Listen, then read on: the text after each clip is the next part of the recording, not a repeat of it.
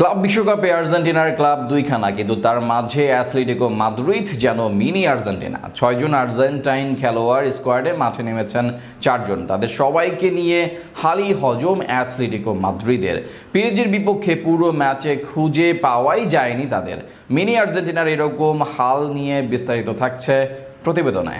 একটা ছোট্ট পরিসংখ্যান দিয়ে শুরু করি। বায়ার্ন মিউনিখ ক্লাব বিশ্বকাপের প্রথম ম্যাচে অকল্যান্ড সিটিকে দেয় 10 গোল। নিউজিল্যান্ডের এই ক্লাবের অনেকে পার্ট টাইম ফুটবল খেলে, অনেকে আবার মৌসুম বন্ধে যোগ দেননি ক্লাব বিশ্বকাপে। সেই দলটি বায়ার্ন মিউনিখের বিপক্ষে বড় ব্যবধানে হারলেও বল রেখেছে 29 ভাগ, আর নিজেদের প্রথম ম্যাচে অ্যাথলেটিকো মাদ্রিদের বল পজিশন ছিল মাত্র 26 ভাগ। অন টার্গেট শট সেটাও এই অকল্যান্ড সিটির সমান।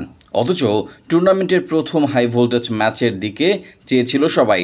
ইউরোপিয়ান দুটি দলের লড়াই, যে দুই দল চ্যাম্পিয়ন্স লিগের ফাইনাল খেলেছে, এছাড়া নিয়মিত খেলে থাকে চ্যাম্পিয়ন্স লিগের নকআউট। অ্যাথলেটিকো মাদ্রিদ যে কারোর জন্যই শক্ত প্রতিপক্ষ। ক্লাব বিশ্বকাপে দুটি ইউরোপিয়ান জায়ান্টের লড়াই দেখার জন্য আগ্রহী ছিল সবাই। তবে সেই লড়াইটা যেন এক পেশের চেয়েও হলো এক পেশে, বরং আর্জেন্টাইনদের নিয়ে দল গড়ে লজ্জার হার দেখতে হলো অ্যাথলেটিকো মাদ্রিদকে। এদিন মূল একাদশে 3 জন আর্জেন্টাইন রাখেন Atletico Madrid coach Diego Simeone. বদলি হিসেবে মাঠে নামেন আরও একজন। কোরেরা, সিমিওনে, আলভারেজরা মিলে কোনো গোল দিতে পারেননি। আবার ডি পল পকেটবন্দি থেকেছেন ভিতিনিয়ার কাছে, যে কারণে শুরু থেকে শেষ পর্যন্ত খোলসবন্দি অ্যাথলেটিকো মাদ্রিদ। 19 মিনিটে পিএসজির হয়ে গোল উৎসব শুরু করেন ফ্যাবিয়ান রুইজ। শেষ বাঁশি বাজার আগে পেনাল্টিতে যা শেষ করেন এশিয়ান কাংলি। মাঝে হয়েছে আরও 2 গোল।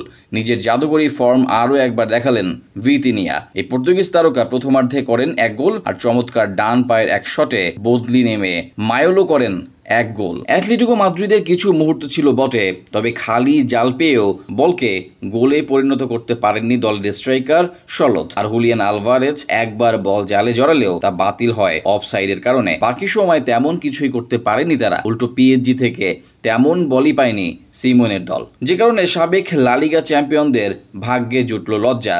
সাম্প্রতিক সময়ে পারফরমেন্সের জন্য বার্সেলোনার মতো দলকে টপকে লালিগা থেকে ক্লাব বিশ্বকাপে এলো অ্যাথলেটিকো মাদ্রিদ। সেখানে আর্জেন্টাইনদের নিজেদের দলের হয়ে এমন পারফরমেন্স হতাশ করেছে ফুটবল ভক্তদের। বিশেষ করে অ্যাথলেটিকোতে থাকা সব আর্জেন্টাইন খেলেন জাতীয় দলে। এর মাঝে মূল একাদশে থাকা 3 জনই আর্জেন্টিনার মূল একাদশে খেলেন। তাদের এমন হতাশাজনক পারফরমেন্সে যেন পুড়েছে আর্জেন্টাইন ও অ্যাথলেটিকো ভক্তরা।